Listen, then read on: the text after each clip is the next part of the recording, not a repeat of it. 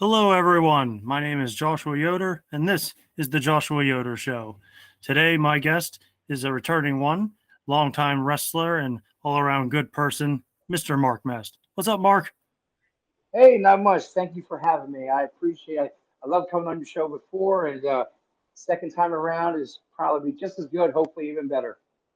No, amen to that. And I definitely thought of you with today's topics when I was working on this episode. And we'll kick things off here with a little something that you've talked about several times, and I think it's still important now more than ever, and that's men's mental health. Yeah, absolutely. I mean, years ago when you were a man, you were just supposed to suck it up, hold it in, don't let them see you cry. You're the tough guy. You're the one that's got to be the one that's got to hold. You're the glue that holds everything together. But in reality, we're just a person. We're people. We're the same. And it's tough. And a lot of people don't want to talk about it because they make them feel weak or they feel embarrassed. And honestly, there's nothing to be embarrassed about. So I mean, it's one of them things where it's part of life. It's going to happen. Life is tough at times. So for me, mental health is important because I know a lot of people that have and are struggling with it. And I'm glad you brought it up because that's a big topic that I really love to talk about. Well, and do you think, and this is just my humble opinion, I think one of the issues, especially more recently when it comes to men's mental health, is that a lot of people like are now starting to realize like a lot of things that they've learned about or like history or like recent history or just in general, people have a tough time coming to reality with a lot of like lies that they've been told about men throughout history. And I think some people just don't know how to handle that. Do you think that's kind of a fair assessment? Yeah, I mean, like I said, men were built to be the ones in control, the ones that build things, the ones that are strong, stronger than women, and they're the ones that are the protector. They're the everything in the family or just in general. Whereas, you know,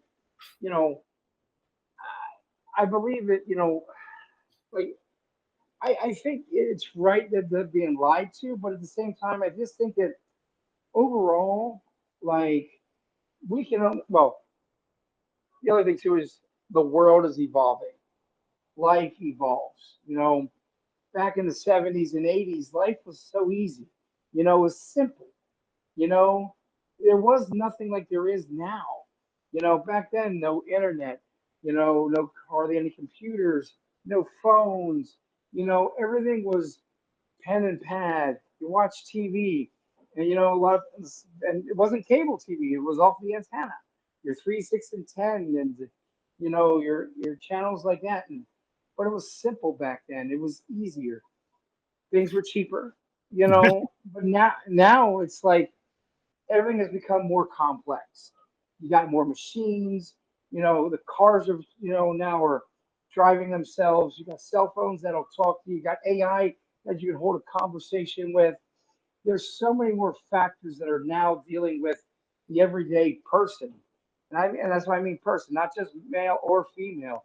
Both are dealing with the everyday pressure of life, and a lot of people are hard. A lot of people don't know how to handle it because it's not as simple as it was back in the 70s, and even like in the 90s. I graduated in 91. It was still simple back then. It was still kind of easy. Gas was cheap. You could go get a part-time job and you could survive, what not all. So, but things have changed a lot. No, I 1000% agree with that. But I guess what I mean by like just with certain things too, because I think, to add on to your point, I grew up in the 90s and the 2000s, and, things, the internet was just kind of starting out, but it wasn't like it is nowadays. Like we still went outside and got to do things, but, and you kind of brought it up too with AI. I think another big issue is with people is that they think they know like what they're talking about, but I think in reality, I think we all struggle to really communicate with one another, don't you think? Absolutely. I mean, communication is the biggest downfall of everything. Without communication, you have nothing. I mean, look at a relationship. you're in a relationship with, a person, communication is the biggest thing. If you can't talk to them, what do you have? Nothing. Same way with life. You know, you got to communicate with everything that goes on. You know, you have, your job. You have to worry about you talking to your boss. A lot of these guys that are, it's one thing if you're just the general, worker that's cashier or something like that. But if you're a manager or some kind of bigger executive, you got a lot of stuff going on, and you're being pulled in many different directions, and you have to handle a lot of things that happen, and you're the one that's in charge, and that can be very, very stressful. Yeah, absolutely. And to add to your point too, because I've discovered this the older I get and the more I read things, there's people like to say words that if you go look them up in the dictionary, that's not what they mean. So you could be saying words like, and you brought up like saying living in the 60s and 70s. There are things people said back then that when someone says it now, they're like, well, they meant it something differently, or it may not even be what that word ever meant at all if you read the Well, dictionary. yeah. Oh, right, absolutely. Yeah. Definitions have changed. A lot of stuff has changed, and it's evolving. It's just who we are, whether that's good or bad, that's to the individual, because I mean there's some people that are liking what's going on, but then there's some people that hate it, and of course the older people, you know, they don't like it because, well, nobody like they don't like change. The younger people, they like it because things now have become easier for communication. Like now, before, years ago, you'd have to go to a library and look up stuff, and like go to encyclopedias and whatnot on this and that. Now you just go to your phone and you're just like, hey, I'm going to Google this, or I'm going to do this and that, and you can just chat GPT this and co-pilot that, and get responses, because you don't have to do anything anymore. But then they're not always right, though, unfortunately. But it's become easier for some, but harder, because now you got to try and work a machine that you never knew how to work in the first place. Because there's some people that don't like cell phones just because of, one, they can track you. Two, there's so many things that you have to do to like a regular, like landline phone. So it's confusing to a lot of people. I mean, so the changes, like I said, some is good, some is bad. Well, yeah, no, and I totally get what you're saying too, and I think that also goes. I'm glad you brought up AI and all that stuff too, but it's like goes back to what I said about people misinterpreting things or misusing Yep. words. I think people seem to forget sometimes, like you can look something up, and just because you can look it up, that doesn't mean like I like listening to the blues and like listening to like Yeah. I like listening to the blues, but I don't know how to play guitar. Right. And I think if people can look up stuff, they're like, oh, well, like, oh, yeah, I know this. But I'm like, well, yeah, but you still got to learn things because you don't know what happened during that time period exactly. Right. Well, yeah, sure. I mean, there is still a learning process to anything that and without it, I mean, it's easier to, well, I should say it's easier to learn. It's easy to get the information to learn, but you still have to put in that work. Like if you want, like you said, you want to play an instrument, you want to play something, you're just not going to pick up the instrument and you can play it and be good at it. I mean, unless you're like one in a million, but there's work to be done to it, you know? And, if you don't work to get better at it, you're not going to get better at it, but you still got to put the time and effort in for it. Yeah, and that's kind of one of the things I also wanted to bring up, and I think it causes a lot of people frustration. Is that we all get depression for different reasons. Like for me, in my example, well, like I was born with scoliosis, cerebral palsy, and I struggle a little bit mentally with a lot of things. And one of the perfect examples is for years I've tried to help my dad, like rotate my tires or like change the oil in my car. Now I'm getting older, obviously, but it's still been more of a challenge to me. Like no matter how many times he's explained it to me. Now, granted, I don't do it too often, but despite the fact he still tries to teach me things. I'm trying to listen, trying to do and learn, but I'm just having a Right. tough time picking up on things. And that kind of eases, or builds up on my depression and stress, and I feel like ashamed sometimes. So I think that's, to me, I think some people, like, no matter how much you try, it just doesn't seem to click. Yeah, and that happens to a lot. That's not just you, but yeah, it's sometimes it's hard to figure things out, even though to some it's simple, but to others it's complicated. And it's not that there's a right or a wrong. It's just that that's how we're wired, and that's, and I just wish more people would be, you know, um, more subject to the understanding of like, hey, not everybody's going to get everything the first or second or third or fourth time. And there's some people that are going to struggle all their lives with things, and and we're all going to overcome stuff. We all deal with different things in our lives that frustrates us because we can't do it or we don't understand it, and it does get frustrating. And the best thing is though, you know, it's not that you're a failure or you can't get it. It's just it's how you're wired, and unfortunately, that's not a bad thing. It's just that that's part of life. And if somebody can't understand that, well, then shame on them. You know. Yeah. Yeah, no, and I'm fortunate enough to have people around me that understand that, but it doesn't like ease the pain as much as I would like it to. And I have a tough time doing Yeah. things physically, like, because especially now my back's not been feeling the best sometimes, especially during the winter. And I'm trying Yeah. to do like, physical stuff to help out, and I'm having a tougher time doing it. And it, Oh, yeah.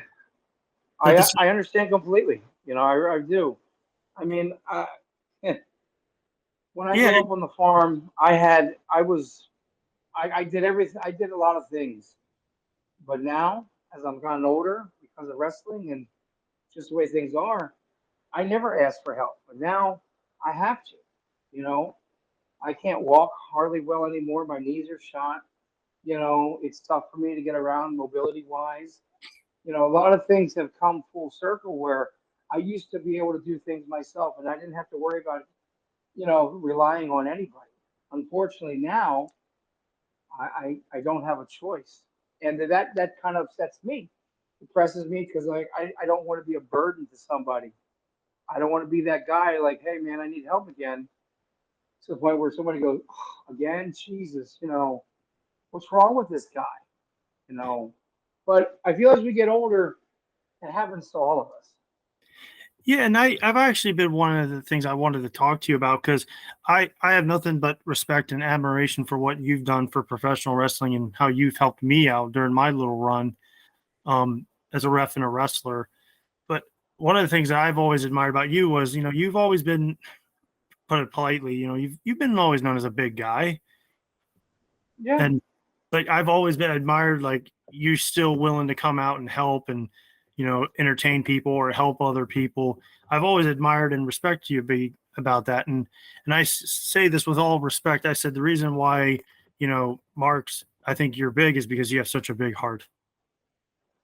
Well, thank you. I appreciate that. I mean, I was big all my life. Let's see, and growing up, I had difficulties. I had four major hip surgeries that put me down and out for a while. And so that didn't help with my weight. And as I got older, once I got through the surgeries, I got to graduate, high school, and I found wrestling and stuff. But yeah, I mean, as a big guy, it's tough because yeah, you got to worry about different clothes. You can't always, hey, let's go shop at Kmart years ago. And they're like, well, they don't have anything above extra large, and I need a 2X or I need a 3X.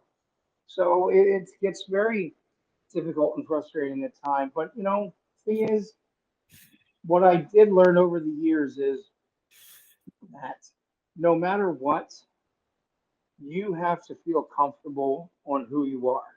And that doesn't matter if you're big, small, tall, short. You have to eventually come to terms. It's like, look, The tall and short, that's genetics.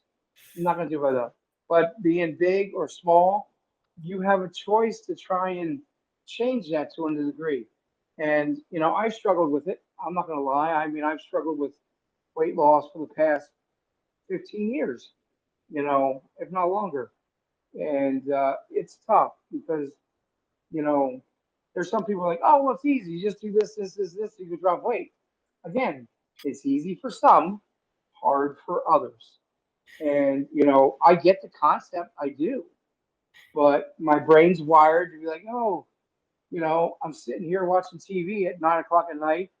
Oh, hey, I should be eating something because I'm hungry. I'm bored. Yeah, I'm watching TV, but I need to eat something. You know, and then I like, no, I shouldn't do that. But then like, yeah, I need to do that. And then I do, and then I don't lose the weight like I should because I'm not disciplined. Is that a bad thing? Yes and no. I mean, but I know it, but I'm learning to accept it. And like now, I'm still trying to drop weight, and I have. I've been doing, okay with it. Slow and steady wins the race. But yeah, being a big guy and wrestling to help other people. I mean, my dad instilled on me about helping people whenever or wherever. My dad would give the shirt off his back if somebody needed it. That he instilled that in me. So and I do. If I see somebody struggling, needing help, whatever, I will do whatever I can.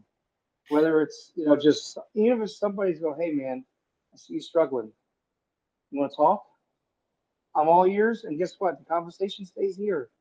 I ain't blasting it all. This is an A to B conversation, and nobody's coming in to see about it. And sometimes people just need that. And it's one of the good things that I've learned over the years is sometimes just having this somebody go, man, thanks for listening. Anytime. If it made you feel better, I did my job. Yeah, no, and again, that's one of the reasons why me and many other people have so much, admiration and respect for you, Mark. And one of the things that I've learned, like I've always been like, I may not have much to give, but I'll give you everything I have. And I think Right. people like you deserve the respect, in my humble opinion. Right. And Yeah, and that's the thing, you know, life's too short, and that's something that I realized, you know, when, you lose, like I lost my mom in 2020, and we only get one shot at this life, and some people just they kind of like throw it away or they just don't care till it's too late. And then they're in their 50s and 60s and going, man, I was really miserable all my life, or I wasn't happy, or I wasn't this, or I wasn't that, you know. And I just feel the need that, you have to make yourself happy, and it starts with you. no, amen to that. And I definitely think, more and more, I think guys, especially, I think they're starting to realize that and they're trying to focus on, not saying they don't care about people, but I think focusing on themselves and finding ways to better themselves, even despite, like, say, the limitations, that some may or may have. And I'm a firm believer, and you can chime in on this if you like, Mark, but I'm a firm believer of, like, I like to think everything happens for a reason.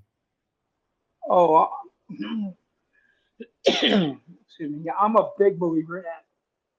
I believe no matter what, good or bad, it happens for a reason. What that reason is, you may never know, or you may find that down the road. But yeah, no, I'm a big believer in that as well.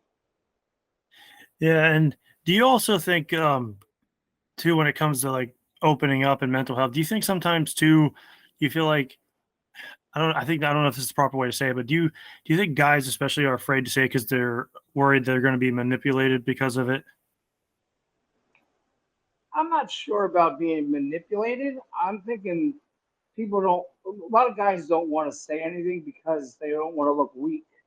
They don't want to be made fun of because they are trying to open up. You know, I mean, the only way they'd be manipulated if they're talking to somebody that really doesn't care. and just kind of like mocks them because of who they are, what they're doing, or what they're trying to do. But I believe it's more of a, you know, people are, I don't want to say scared, but they're worried about their reputation. They're worried how people are going to conceive them, you know, like, oh, hey, you're walking down the street, you go, oh, look, that guy, he goes sees psychiatrists 3 days a week because, man, look at it, ha ha ha, mentally, he can't handle it, people are afraid to be made fun of because they're afraid that their peers or maybe even their friend, I don't know. I mean, people always look down on men being weak. You need to be strong, but it's not what it was 30 years ago, 40 years ago. And I think that's why a lot of people don't want to talk about it because they're afraid of how they're going to be looked at. And I think that's really the bottom line. Yeah, no, I think that's a fair statement because people try to open up in the past before and like it kind of fell on deaf ears. But I also feel like, how do I want to say this? Like, I think a lot of men out there now feel like they can talk to more people now, but I think also there's still like that stigma out there that could be affecting them still to a lot of degree. And plus, Yeah, I think it. Go ahead. Go ahead. I was just gonna say, like, because you kind of brought it up too about image. I think especially nowadays with social media, I think people are so into like having this image. You know what I mean? Mhm. Yeah, no, I agree with, and that image will be tainted if, oh, I'm speaking about men's mental health, like, oh, right away they get made fun of, or it's just one of them things where it just people talk to them uneasily because, or now they're afraid to talk to them because they don't want to trigger them because they don't know what if they say something that might offend them, and I just feel that nobody takes it serious enough. I just think that's the biggest problem. They don't take it serious enough to understand because, hey, I know I lost a couple people to suicide, you know, and it's one of them deals where it's like, if you don't, I'm not saying that everybody's going to do it, but at the same time, there's a guy that's down and out, and you just push him and push him and push him. He's going to do something, and whatever it is, might not be good. It may not be suicide. Maybe he lashes out at other people that maybe are trying to help him, but he doesn't realize it because you know he's being pushed in a direction that he doesn't like. So I just wish people would take it more serious because it is a serious matter for men, but not just in women in general, like everybody. You know, I think there was a statistic out a while ago, and I don't know if it still holds true without looking it up. But I think they said over 25% of the population in the U.S. are on some kind of antidepressants, and I kind of believe it. That was like 2 years ago, but I believe it because I mean, look on social media and you see some of the stuff that you see. It makes you wonder, like, how bad it really is for some. Yeah, and I actually kind of want to take a step back a little bit to something what you said earlier. You said about how like a guy, like just say a man, for example, and I'm not saying women face depression too. I'm not saying that they don't. But what I am saying, what I'm going with this is that a man could like lash out on somebody that, like you said, is trying to help, and they may not realize it. And I've also seen some women come to the defense of men's mental health, and they would post things or say something about it, but then some people would kind of like say something to them and like, first of all, these people are just trying to help. They're just trying to show that they have a safe space for like someone to say something. Mhm. That's all it And is. that, yeah, and that's the problem. That's why, like online, like every day on TikTok, I try to post something, positive, and stuff. And the thing is, the trouble is, so many people are so negative for whatever reason, you know, and so the ones that try to help, like you said, there's people out there that are going after them for helping, which, just it makes you wonder about all the people in the world you know, if somebody truly needs help, you know, why would you go after somebody who is trying to help somebody?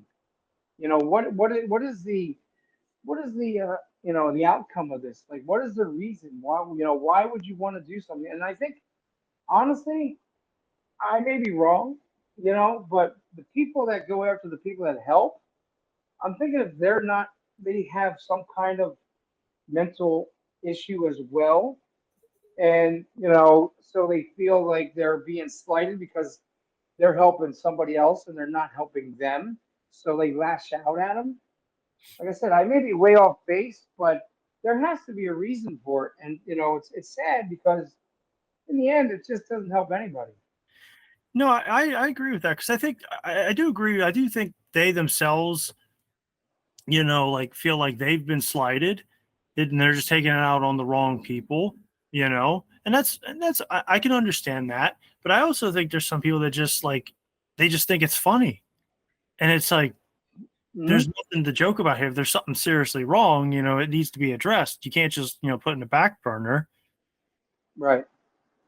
Well, yeah. Well, that's the thing, and you're right. I believe that it's not taken serious enough, and people just want to make fun of others. Keyboard warriors. You look on social media. No matter where you go, pick any social media platform, post something that you have an opinion about, and there will be others that'll just drag you down for your opinion. And but the thing is, they're behind the keyboard, so they can say whatever they want. You're never going to confront them. You're never going to be like, hey, I'm meeting you. You cross paths on the on the street and go, hey, man, why did you have to say something about that? Because they'd be like, oh, what? Because then they'd be like, oh man, you know, they'd be afraid because like, oh, I didn't mean to say that, and they would backpedal and they'd backtrack everything. But yeah, and that's the problem. Too many keyboard warriors out there to they can, and there's people that are making fun of people all the time. Look at there was a site on there, and I don't know if it's still on like Facebook, but it used to be called Trash Bag Wrestlers, and they'd see guys that have like no gear, very little gear, and they would post it, and they would just roast them people. And they had a big following. They had like thousands, tens of thousands of people, following, and they're just roasting people in the comments, just roasting these people. Oh, they look stupid. They look funny. This guy's fat. This guy's this guy's that. And they don't know who the guy is, you know, Well, and he could be legit, maybe just starting out and he doesn't have gear yet. They would just rip him a new one, and there's some people that would try to maybe defend it, but majority was that because look at this guy. Oh, they would roast him on social media. no, I agree with that because I personally I like to look at things traditionally, like you wear trunks, gear, you try to look as much of a excuse me, as much of a wrestler as possible. Try to make it look like a legitimate sport. That's just Right. that's just what I like in pro wrestling. Not a big deal. But at the same time, like you said, they may not have the money yet, or they're just starting out, or they're trying to work on something. And some of those people may be just wrestling at a charity event, and they're just like, hey, it's a nice little shot. I'm getting my name out there. So people got to understand it's a Mhm. process. And I try to explain this to people too, like talking about not just pro wrestling, but sports in general. A lot of pro sports start out as like semi-pro stuff that you see, like a lot of these travel teams and all this other stuff today. Right. They weren't always multi-billion dollar industries like they are today. Well, yeah, absolutely. That's right. Yeah, it takes time to build. Yep, I agree. It's just, but that's what see, and that's the good and the bad that comes with the internet. Like the internet's good for looking stuff up and this and that, and you can look at things, and that's great. But then you have the bad side. You have these guys that can pop on there anytime they want, say whatever they want. You don't know where they're from. They have no idea where they're at, and they can say what they want to whoever they want, and they're not going to be held liable because by the time you find them, they're gone. And even if you could, if they're in a different state, if they're on the other side of the country, what are you going to do? Fly over there and talk to them now, So it's like the internet has been good and bad, but it has become not so good for the mental health side because of you know people that want to help get picked on or get made fun of because now you're saying that you're weak, and I just Yeah. think that's so wrong. No, it's 100% wrong. And like I'm a firm believer of like trying to like and maybe this is just me being hard on myself, but I do feel like sometimes I do think we all should try to like better ourselves and toughen up mentally. But I also think, but with that being said, and like you kind of brought it up, people would just pick on you when you're actually trying. Like I had a buddy of mine, Jonathan Klinger, who's a fitness trainer. He said he would tell me stories about like some people that may not be in the best shape, but they come in for the first time and people just give them a weird look because they're like, "Hey, man, you should be supporting this. He's just he or she's actually trying to get better." Right? Yeah, exactly. But that's yeah, that's another thing. People are trying to get healthier. Well, it starts with the step of going, I'm going to do this. The right attitude, like, hey, you know what? I'm going to go to the gym. I'm going to try and eat healthier. I'm going to try and do all this. And then, yeah, you go to the gym, and then there's people who just look at you or, they stare at you because they're like, what are you doing here? Like, you don't belong here, type of deal. And it's sad. It's an intimidation factor to get you to get out of there. Don't come back so you can go back to your little hole that you live in, and they can be like, well, I got rid of another one, so, and they feel good about that. They feel like, look, you know what? See that person? They're not coming around anymore. Yeah, that was me. That's what I did, which is sad because they're the ones that need the help. To be able to go after people that are trying to better themselves, no matter what. And you talked about being, healthier, mental, trying to be, stronger mentally wise. Yeah, and you can, you can go talk to people, and that's why I think some people do it secretly. Like hey, they have a therapist that they go, they see once a week or twice a week, whatever they need, you know, and they don't broadcast it because they don't want people to know. And honestly, that's good because honestly, I mean, as much as I try to get online about men's mental health, I'm not gonna lie. If you look at my posts and anything I post on like on Facebook, for if I post for like wrestling or something positive, I get some decent views, and stuff. But as soon as I mention mental health, my views just kind of dwindle like to like quarter to that, and that's frustrating because I'm thinking like, what's wrong with talking about it? What's wrong with acknowledging it? And there's some people that just like, oh, you posted that? Okay. And there was no like, there was no comment, there was no nothing. And it shows. And unfortunately, that's the sad part because there's people out there that just don't care. That's the Yeah. bottom line. No, absolutely. And I kind of want to bring back a little bit. Excuse me.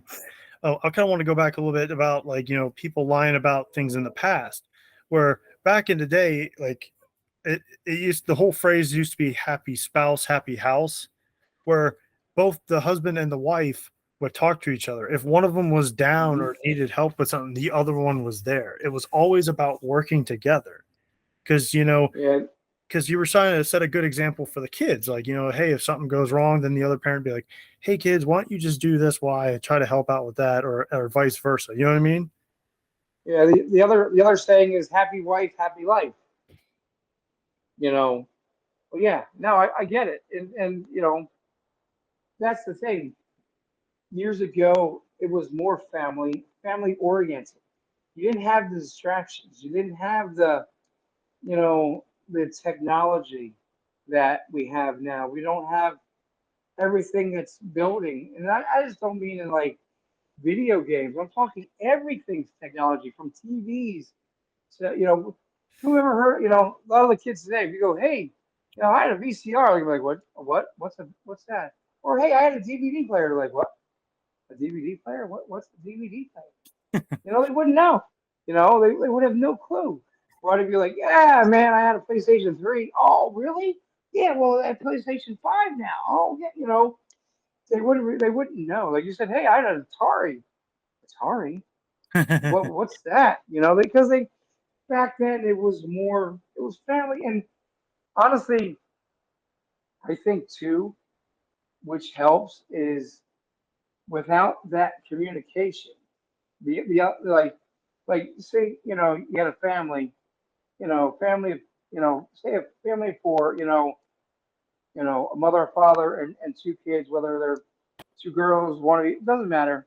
Um, Years ago, when you came home from school, if you had you like, I remember when I grew up, we went to the neighbors.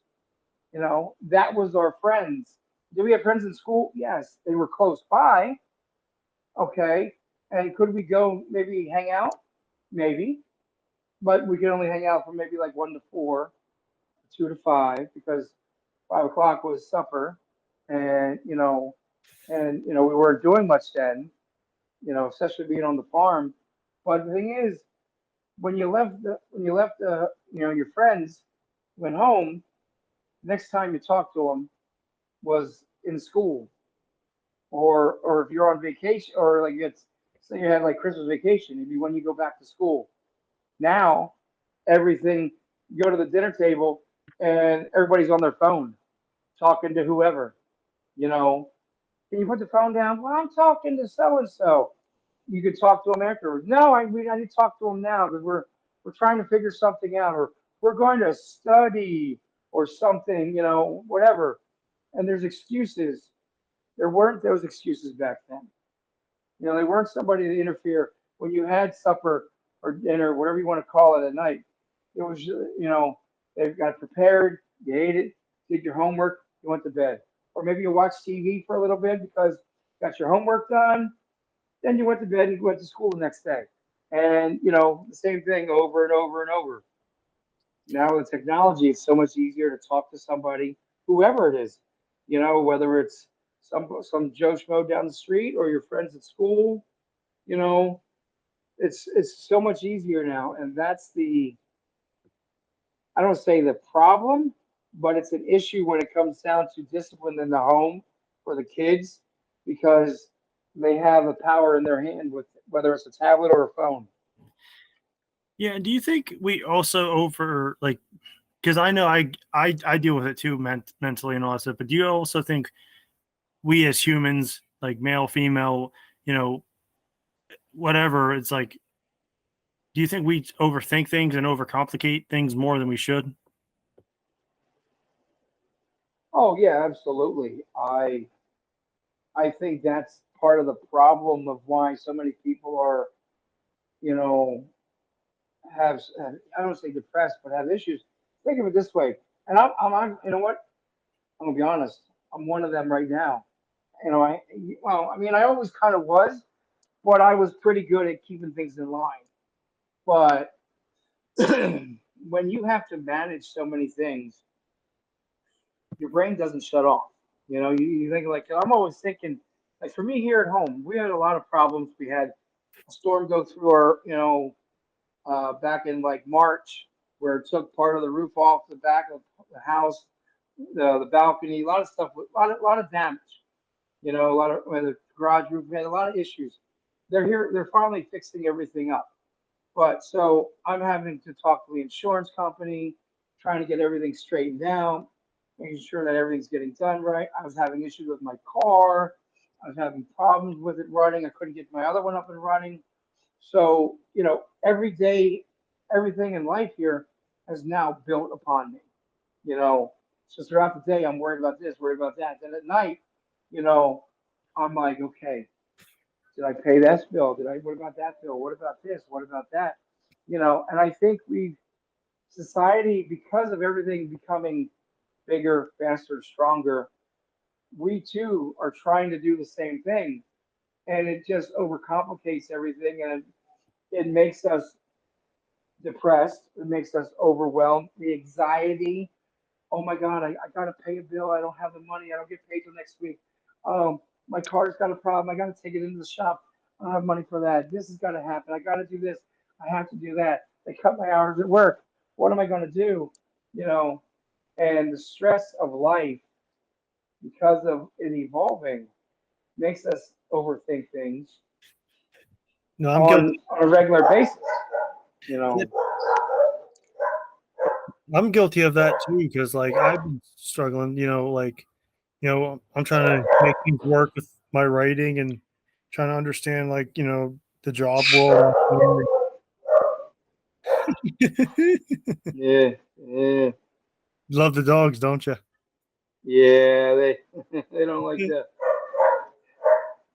They sometimes just go a little crazy, No, that's all good, but you know.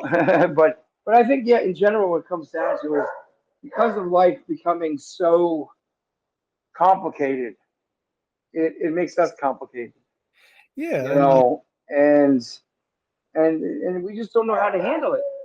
We just at the point where we just don't know how to handle it at times because everything's going wrong. You know, we just sit there and going like, man, nothing go. And I thought that too. Like here lately, I'm like, nothing is going right. Like this is happening, that's happening. I should do this, but I can't because I don't have the money. I gotta take care of this. I gotta take care of that. You know, and managing everything here at the house. My dad's medication, my medication, this, that. I got to take, I got appointments here or whatever. Everything is becoming overwhelming. And there's times that I just like, man, I don't know what to do. And it's not like don't get a panic attack, but I sit here and go, I got to stop thinking. I got to stop thinking because, it's just going to make things worse, yeah, no, and I do. I put on some headphones. I listen to some music. I get myself calm back down. I'm like, okay, things are better. You know, things are better. I can now relax. I can now try and focus on something more that I need to focus on now. yeah, and it also kind of turns into back to like with me, the whole issue of like men feeling like they're not men enough anymore is like we're all struggling to try to not only provide for ourselves but for other people, and I think that's also like Yeah. making things hard for people to want to talk about it. Well, yeah, right. It's a touchy subject to begin with. Unfortunately, some like to talk about it. Some don't want to talk about it. It's really one of the things where you'll find some people that are willing to talk about it, and there's some that just won't because of whatever their reasoning is. Yeah, and speaking of having overthoughts and confusion and chaos going through the world, this is kind of a perfect segue to another thing I kind of want to talk to you about. 30 years ago, especially in this coming July, will be the official 30-year debut of the New World Order in professional wrestling. Oh yeah.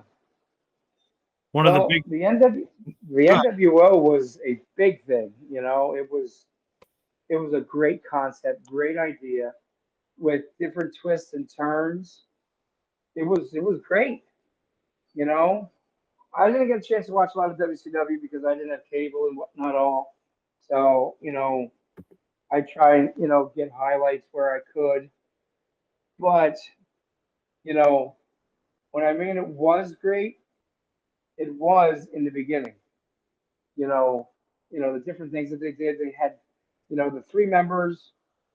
Then they had they added a couple members here and there. Like I said, I'm not very factorial on a lot of the stuff because I said I didn't get a chance to watch it and whatnot all. But when they added so many people, I think that's when it kind of got ridiculous.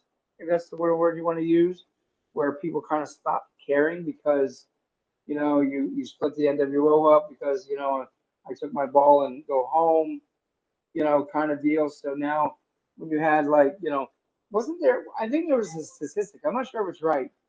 Wasn't there at one point like 50 some members or something like that?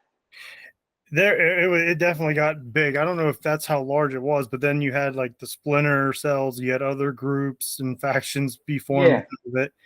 It definitely got big, but and it kind of brought up, we kind of talked about the internet and all that stuff. When that first thing started, people weren't really sure what to think. because everything wasn't as exposed as it is nowadays when it comes to wrestling. Well, Which right. Yeah, exactly. Right. So, there's no spoilers, you know, like there was, back in the, early 90s, 80s, whatever you call it. You didn't know, there was no spoilers of what was going to happen, whereas, yeah, the internet would spoil it and what's going to happen, especially when they went to the Monday Night Wars and Raw was taping, you know, every every other week they were live, and they taped it the following week. WCW would, like, give out the results so they could just, hey, stay here and watch us. We're live every week. They're not. I can't But believe. NWO was really good in the beginning. It's just that it just got overwhelmingly too much, and I don't think they knew what to do with it. And I think that was the demise of it. Yeah, and to be fair, I think Bischoff kind of mentioned it too. I think one of the reasons why it kind of died off the way it did was they didn't have an ending. Right. And it's easy. I mean, it definitely Well, affected. but WCW got, they got, Vince bought them out, and then there was no, you know, there was no ending for any of it.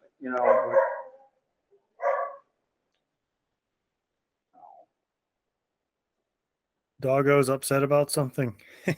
Yeah, I think she needs to get out is the problem, I believe.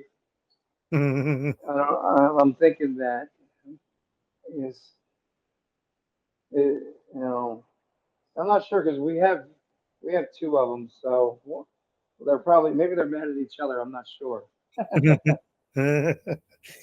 But yeah, but back to the NWO, like I liked it. I mean, I was a little kid when it came out, so I didn't know really what to think, like what was going on.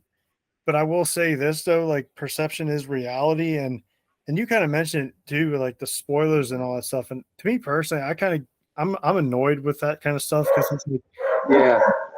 how's anybody supposed to build a company or build up new companies if you just Hmm. put your stuff on the website, be like, hey, this is what they did and why they Right. did it. I'm like, well, Yeah. it's Yeah. not Well, yeah, exactly. it's not like they're reporting it Yeah. after the fact. Yeah. Right. Well, yeah. I mean, and that's again one of the bad things about the internet because there's people find everything out when it happens. There is no surprise unless you can lock it up and hide it from everybody. If you don't hide it from everybody has a camera now. All the cell phones have cameras.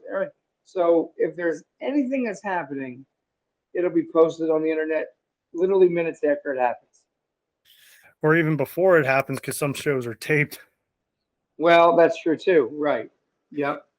But it's just one of them deals where it's just, you know, again, the internet is good and bad at the same time. It's just that what perspective, you know, um, how you think about it. And I've actually wanted to ask you this because obviously you've been around wrestling a lot longer than me. Well, the first time I ever saw Hogan, because I'm a Sting fan. Sting was my guy Right. when I was watching WCW, and Right. the first time I ever saw Hogan was he was a heel or bad guy for those who don't know wrestling jargon, if you will. But you obviously watched him a lot longer than I did. So from your Hmm. perspective, when you found out he turned heel or he was like this mean villain now, what was your mindset with that? Honestly, I thought it was brilliant because nobody expected that to happen. I believe in raw emotion. I believe that when you do something and people just their jaws drop, going, "Oh my God, that just happened." You know, I can't believe it. Like, Hogan being the big baby all his life, fighting anybody and everybody. Saturday night's main event, WrestleManias, you name it, this and that.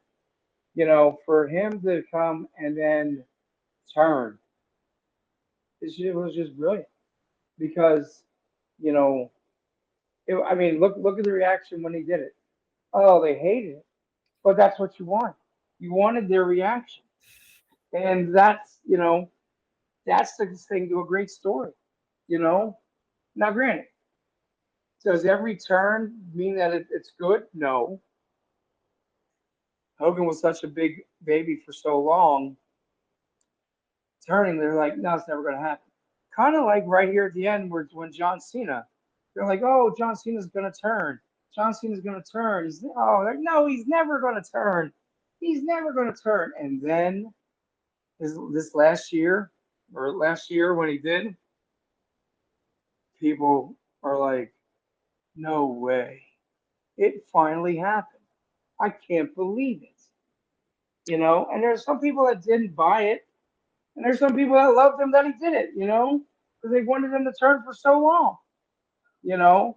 But did I think that was great too? Absolutely. It didn't work very well because the people were like, no, we love John too much. But Hogan was in his career. John was at the end of his career when that happened. Hogan did this, while he was still going, and they really were like, you sell out, you piece of garbage, They really bit into that hook, line, and sinker, and that's what made it so great because of that, you know, because Yeah. of that doing that, people are like, what's gonna happen? Like now we gotta tune in next week because this happened. Oh my god, I'm not sure what's gonna happen next. Well, it's crazy to me, like being a little kid, like I said, I was like 6 years old. So when they showed the footage and I saw like trash being thrown in the ring, and like Mm-hmm. I think somebody, if I remember this correctly, I think someone from the audience legit jumped in the ring and Hall and Nash had to beat him up. Wouldn't surprise me. But it was the shock value. If people were like, no, he's not going to do it. He's not going to do it. The shock value sold. And it sold people because they got mad because they're like, I cannot believe this guy who has always done the right thing has now turned on us. You know, I and love that's what made it work because now every time they went out, they hated him so much because you know, of what you know. yeah, I just think it was a great thing. yeah, no, I agree, and I especially love the promo with that Sting cut talking about how he should have known. Like I thought Right. that was such an amazing promo, And and I thought it helped like I them. said, yeah, and in the beginning, like I said, when they first, when they first started it and it started going, I thought it was great because it was different. They got a reaction. Now they can do so many different things because of what they did. So many other matches can happen. They can, different storylines coming out of it. They had options. They had a lot of options, and like I said, it was good for a while. But when you kept adding members after members, and the members had problems, and they split them, then it's like, oh, this is redundant. You know, that'd be like, and think of it this way. Imagine if you took like any other faction back in the day. Say you took like the New Age Outlaws, Road Dogg and Billy, and they just started adding a guy here, a guy there, two guys here. Now with DX, they kept it at like 5 people, give or take, and that was it. No more, no less, and it worked. But when you start adding, if DX would have been 10, 12 people, what are you going to do? Then everything becomes redundant. People are like, it's the same thing. I'm not going to watch it because they're going to do something stupid and I'm not going to care. Yeah, no, and I agree with that. I mean, I will say this though, I kind of enjoyed the split, and I should say this is like hindsight booking. I don't want to try to sound like I'm super smart or anything like that. But one of the things I thought would be cool, especially like reading about the insides of what's going on and listening to like guys like Eric Bischoff and stuff, I was like thinking to Right. myself, like, okay, maybe they could have used, I don't know, the split of the NWO to like help eventually kill it. Because they are supposed to be like thugs just taking over, doing whatever they want, and then it just people's Right. selfishness gets over. And I thought maybe that could have been a cool ending for them.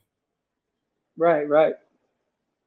But it is kind of a shame Yeah, because I thought they had some cool moments. Like I was like I said, I'm more into like traditional wrestling, like, but I felt like the NWO could have helped, or excuse me, it did help to some degree a lot of the guys getting noticed, like a Jericho or Dean Malenko, Eddie Guerrero. right, Like I think it gave them a chance to shine as baby faces because you got all these mega right. heels, Yeah, right. and we Yeah, I mean, and it did help them, but it's just like anything, though. You know, if you don't limit it to some number of people, then it becomes, like I said, then it's like, so many people, and then like, here's the thing too is you're booking a faction and they coming out, and here's the thing, when the factions started growing, when they had, five, six, seven guys, like then you've got to take five, six, seven guys of the guys to face them all the time. So now you're in a feud with, oh, say you got, six guys on each side. Well, you could do a tag six, something, but now you got so many matches, but now you're forgetting, what about the heavyweight title? What about the tag titles? What about the junior title? What about the women's title? What about this title? You know, they start to kind of fade in the back because, now we're focused on NWO, NWO, NWO, you know, and yeah I think that kind of, yes, the main event's going to be the heavyweight match, but that's not the spectacular. That's not the big marquee. It's the NWO versus the NWO or whatever it's going to be. yeah no I agree with that, and I think that's why, and me especially, like, I have a lot of respect for the guys like say the Four Horsemen. Yeah, They were a faction that like try to make in my because my opinion of, and this is just my humble opinion, take it for what you will, but I think to me a faction is always someone that can help fill out a card, whether it be tag matches, championship yeah. matches. Well, To me there's and it, build a company, I guess. yeah. Well, if you look at the Horsemen, there was always only four besides JJ as a manager. But like the original, you know, you had the Andersons, you know, and Flair, Ole, Arn, Tully, then you had different versions. You'd have you know Wyndham in there. You even had Sting at one point. You had Luger in there at one point. But it was always four guys and maybe the manager. That was it. They didn't have five. They didn't have six because they were called the Four Horsemen. So you had four guys all the time. And those guys were good to be able, whether it was usually had a tag and two singles. One, Flair going after the heavyweight, another one's going after like the U.S. title or whatever. When Wyndham was part of it or whoever else was part of it. And there's so many different variations of it, but it always stayed the Four Horsemen. Yeah, and do you think that's what their longevity, and this is no disrespect to the people that did the NWO or anything like that. Do you think the reason why the Four Horsemen's longevity is thought of more better is because they stayed true to like what they were? Well, not just that, but you got to realize the Horsemen were, a different era. I mean, yeah, they were Four Horsemen. You had the Horsemen where you had Benoit in it, and you had Malenko and stuff in it too. But like, it's easier to manage four guys than it is like 10. You know, think about it. Like that's the tougher thing to do. When you have like Tully and Arn tag, okay, they could go after the Rock and Roll Express, the Midnight Express, or the Sheep Herders back at whatever. Whereas you have them, and then you have Flair always going for the heavyweight title or trying to get it, or he had it defending it, and then whoever else was the fourth guy, you know. So it's easier to book them guys. It's easy to keep it true, and it's the same thing. The angles, can change to whoever Sting's going against Flair. You know, the U.S. title's going to, Wyndham's going to face, Ron Simmons or something. There's so many things that you could do. Whereas, when you have the NWO and you have six, seven, eight, nine guys, what can you do with them all? You know, you only have so many hours on for a show, so many matches. You know, what can you do? You know, booking's much tougher. Yeah, and I always loved to be able to meet and talk with Eric Bischoff about that because like you kind of brought it up, the challenges of booking is tough enough as it is, and at least with the Horsemen, you got four, and especially five with JJ because I think JJ is a very smart guy, and Yeah. but I think with Bischoff's case, he has so many people to like he had to deal with. Like Hmm. I wonder the nightmare, and he's gone on record a couple of times saying like it was difficult, but I mean the the just the side like you said like right before the Sting and Hogan Starrcade 97 match, you know, the NWO came out and you saw a whole lot of people. I mean, it was like Yeah. wow, like and I was again Right. at the time I didn't really pay much attention to that as a kid, but then when I got to, Right. from you guys and you know listen to like guys like Dutch Mantell or Jim Cornette about the business, and then I look back at some of Hmm. these, I'm like, oh wow, this is a lot. Right. Right. Yeah. Yep. It's a lot to unpackage sometimes. I'm also curious, like, just say for example, if any of the guys from, excuse me, the any of the guys from the NWO that kind of felt like, you think they may have got lost in the shuffle because of that? Like, I mean, Oh, obviously, yeah, absolutely. Well, you know, when you have that many guys, you're going to get lost in the shuffle. You know, it's no different than the guys that you see on TV, whether it's AEW or WWE right now, where you're like, hey, so and so is on TV, you know, this week. And then you don't see him for like, you know, 3 weeks or a month. You're like, wonder what happened to that guy. Well, didn't have anything for him, got lost in the shuffle. You know, maybe he's doing dark matches, maybe he's, you know, helping promote cities or where they're going to be, you know. So there's a lot of people that get lost in the shuffle just because if they don't have anything for them, they're going to do something with them, but something that you may not see on TV. So if you don't see him, you're like, well, and all of a sudden, like one day, you're like, oh look, hey, he's back. You know, for you know one set of TV for whatever he puts somebody over, and then you don't see him again for another 2 months.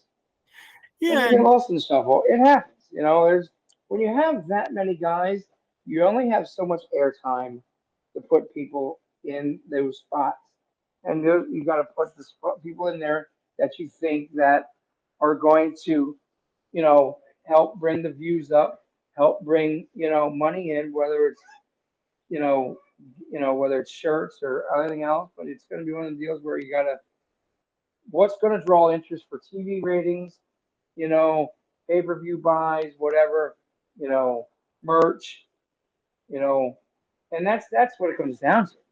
You know, there's a lot to think about. yeah, no, I agree with that too. And I, and again, as much as I think it'd be cool to be a booker and learn how to book, I sometimes wonder if like not only is there too many members, do you think some having members in there, they're like, wait, that person was a member of the NWO? That don't make sense. Like, do you think sometimes? Right. Well, yeah, I think a lot of that happens. They just screw guys in for the sake of they don't know what to do with them. So you know what? Be part of the group. Really? Yep. Be part of the group. Okay. Well, Yeah. I was looking back at some of the things, and I was like, wait, Rick Rude was in there? I didn't realize he was like, and you know, Yeah. and I have nothing but love and respect for Kurt Hennig, Mr. Perfect. Yeah. He, but I always put him as like a traditional wrestler. I didn't. I mean, he Yeah. seemed like he had a good time with the NWO, but I was kind of like, wait, he was an NWO member? I forgot about that. But And that's the thing, it's one of them deals where it's like there's so many that you don't realize that there was that many people there until you actually sit back and go, holy smokes, they had that many people, yeah, and I don't know if you remember this, Mark, but when I was refereeing at the time, but remember we did like a weekend with Sean Waltman. Yeah, Oh, dude, Sean was yep, so cool. He was so easy to work with and so chill. I was yeah, like, man, this guy was like a massive star for like two big companies, and he's like one of the yeah, chillest, nicest guys ever. yeah. There's a lot of them that are like that, I mean, and I mean because They realize, especially nowadays, you need to be because of social media. But them guys are living their dreams. They wanted to wrestle. They got a contract. They're just living their dream. And so they can come. Even when they got released and they're still doing stuff. They're just doing something that they love. Yeah, and honestly, I wish. I mean, obviously we can still watch them on YouTube and all that stuff, but I would love to sit down, like even during his AWA days, I would have loved to like sit down and talk psychology and wrestling with Mr. Perfect Kurt Hennig. He was so Oh good. yeah, yeah, absolutely, yeah, yeah. That would definitely be awesome. Yeah, and then God rest all their souls, but I just now realize a lot of them, including Hogan and Hennig and Rude, and a lot of them are no longer with us. Yeah, yeah, that's very true. God rest all their souls. It's a shame, Yeah. but man, it's just 30 years of the NWO, and just Yes. do you think it's possible, or do you think because like what we mentioned earlier about the internet, people like to spoil things without getting a chance for it to air first? You know what I mean? Like, do you think it's possible to pull something like that off again, or do you think it's not possible? And it would have to be with the right people for different, things. But it's like anything; things would have to mesh together, for the right reasons. You know, um, could it happen? Yeah, 'cause I think anything's possible. Will it happen? Um, Unlikely, unless you get some people that are really, are really can bring people together to do something. It's I'm not saying it's impossible. I'm just saying you got to find the right guys for the right people to work together to do something like that. That's the kicker, and finding that's going to be the tough road. Yeah, I would love to be able to talk with Eric Bischoff about this because I like watching his podcast, but I would love for him to just to pick his brain and like see how that could Yeah. work, especially in today's environment. Oh yeah. Oh yeah. Because it's definitely different now than it was 30 years ago. Yeah, especially not. Yeah, especially because you could just go look something up or it's on TV or these streaming like talk about making your head explode. Just holy crap, there's Yeah. so much. I don't know how to Yeah. keep up with all of it, honestly. Yeah. Well, yeah. It's one of them things where it can be tough. But I think this is a perfect way to end today's episode. And I want to say to anyone out there that's struggling mentally, you are loved, and there are like hotlines to reach people or find people that that understand you and talk to them and be open and honest with people because it's not worth to hurt yourself. As someone that has history of self-harming and suicidal and depressive it thoughts, it's not fun, but it's not worth you know you may think you're just hurting yourself, but you're hurting a lot more people than you realize.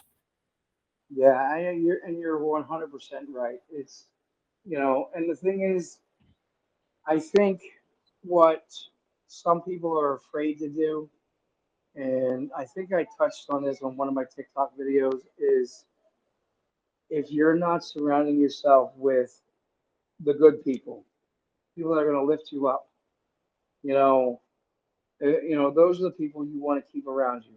The ones that are maybe not very supportive or they don't care. If you want to talk about something, they're like, they don't really want to be bothered. Those may not be your friends. Maybe you've known them a long time, but maybe they're not the people that you need to be around. A support group is great to have without going to the group, if you understand what I mean. You have some friends that you can sit there and say, you can text like, hey man, I'm really, things aren't well. Do you have a minute to talk? You know what? Yeah, yeah. Give me 2 minutes. I'll give you a call. Okay. Even if it's a 5 minute phone call to say, hey man, just down in the dumps today. Well, what's wrong? This and that. That's who you need. You need people that are going to build you up. And I don't mean like build up to like blow, sunshine going, oh man, everything's gonna be fine. Don't worry. You're good, man. You're strong. Don't worry, you got this. I'm talking to the ones that are like, hey, you need me? I'm here. I'm a phone call away. I'm a text away. You know, if something's going south quick, call me. You know, or things aren't going well, just give me a shout. If I don't answer right away, I'll get back to you. But don't worry, I'm here for you. I'm here to support you. You need something, you need some help. If I can help you, I will. You know, that's the people you need. No, Not the absolutely. ones that say, yeah, yeah, I'll be there, but then when it's time going, oh man, I'm busy, man. I don't have time for this. And you're like, whoa, okay, what happened to like you said you'd help me, you know. Yeah, no, But I believe that you have to gotta surround yourself with positive people that are going to be, they're your support group. They're the ones that say, hey man, how you doing today? Everything's good? Yeah, I'm good, good. Hey, I'm just checking in on you. Because honestly, a text only takes literally what 5 seconds, 10 seconds tops to go, hey man, how you doing today? How's everything going? It's not that hard to do. yeah. I mean, unless you want to make AI do it. Well, well, I mean that's what I'm saying. Though that's it's not hard. And a lot of people make it hard. Like I don't have time to. There's many times I'm like scrolling through like Facebook or something, and I see somebody lost somebody, or they're in the hospital, or something's going on. 9 chances out of 10, I'll message if I know I'm fairly well. I'll message in person like, "Hey man, saw the post. Like, hope you're doing well. If you need anything, I'm here. I just want to let you know that if you need anything, you can reach out anytime." They get back. Oh, thank you. I appreciate it.